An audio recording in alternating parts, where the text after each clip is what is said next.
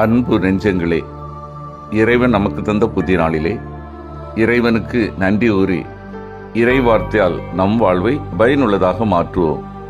இறைவன் நம் அனைவரை நிறைவாக ஆசீர்வதித்து பாதுகாத்து வழி நடத்துவாராக. இன்றைய நற்செய்தி வாச சிந்தனை அரசு விருந்து ஓமை.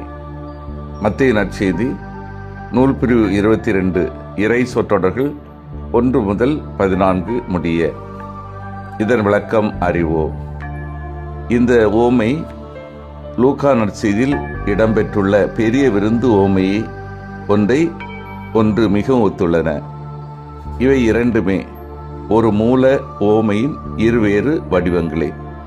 லூக்காவின் பெரிய விருந்து ஓமையில் இறையாட்சி ஏற்க மறுத்த மக்களிடமிருந்து அது பறிக்கப்பட்டு இஸ்ரேல் அல்லாதோருக்கு பிற இனத்தாருக்கு கொடுக்கப்படும் என்று கூறப்பட்டுள்ளது. இங்கு மத்தேயுவின் அரச விருந்து ஓமையில் விண்ணரசு ஏற்க மறுத்தோர் அழிவுக்குள்ளாவ என்று எச்சரிக்கை விடப்பட்டுள்ளது. இயேசுவின் பணி பின்னணியில் இவ்வோமையை நாம் புரிந்து கொள்ள வேண்டும். இறையாட்சி நெருங்கி வந்துவிட்டது, மனம் மாறி நற்செய்தியை நம்புங்கள் என்று இயேசு முழக்கமிட்டு பறைசாற்றிய போது மக்கள் பலர் அவரது போதனையை ஏற்றுக்கொள்ளவில்லை. சிலர் ஏற்றுக்கொள்ள விரும்பவில்லை. வேறு சில வெவ்வேறு காரணங்களை முன்னிட்டு அவரை பின்பற்றவில்லை. இது இயேசுக்கு மன வருத்தத்தை கொடுத்தது. இப்படிப்பட்ட மக்கள் விண்ணரசுக்கு உரியோர் அல்ல, அழிவே அவர்களுக்கு உரியது. அவர்கள் உதறி தள்ளிய விண்ணரசு தகுதியற்றவர்களாக கருதப்பட்ட எளியோருக்கு, சாலை ஓரங்களில் இருந்தோருக்கு, அதாவது யூதருள் ஏழெளியோர், பாவிகள் என்று கருதப்பட்டோர், வரி தண்டுவோர், விலை மாதர்கள், யூத இனத்தை சாராத பிற இனத்து மக்கள் ஆகியோருக்கு கொடுக்கப்படும். இதுவே இயேசுவின் பார்வை. விருந்து என்பது இறையாட்சி அல்லது விண்ணரசின் உருவகமாகும். இங்கு குறிப்பிடப்படும் விருந்து ஒரு சாதாரண விருந்தல்ல, அது ஒரு திருமண விருந்தாகும். அது அரச தம் மகனின் திருமணத்தை முன்னிட்டு கொடுக்கும் விருந்தாகும். எனவே இதனை அரச விருந்து என அழைப்பது முறையே. மத்தேயு அழைக்கப்பட்ட மக்கள் யூத மக்கள் தாம் பெற்ற அழைப்புக்கு தகுதியற்று போனதை விளக்குகிறார். அழைப்பு ஏற்காத அம்மக்கள் அதற்காக தண்டிக்கப்படுவதாக லூக்காவில் குறிப்பில்லை. ஆனால் மத்தேயு அழைப்பு ஏற்காத காரணத்திற்காக அவர்கள் தண்டிக்கப்பட்டதாக, கொல்லப்பட்டதாக, அவர்கள் நகரமும் தீக்கிரையாக்கப்பட்டதாக குறிப்பிடுகிறார்.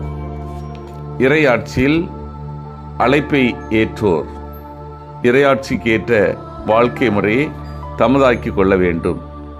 இதையே உருவமாக திருமணத்திற்கேற்ற ஆடை அணிந்திருக்க வேண்டும் என்பதன் வழியாக மத்தேயு கூறுகிறார். திருமண ஆடை அணியாதோர் இறையாட்சி வாழ்க்கை முறையை வாழாதவர்கள், திருமண கொண்டாட்டத்திலிருந்து இறையாட்சி சமூகத்திலிருந்து அகற்றப்படுவர்.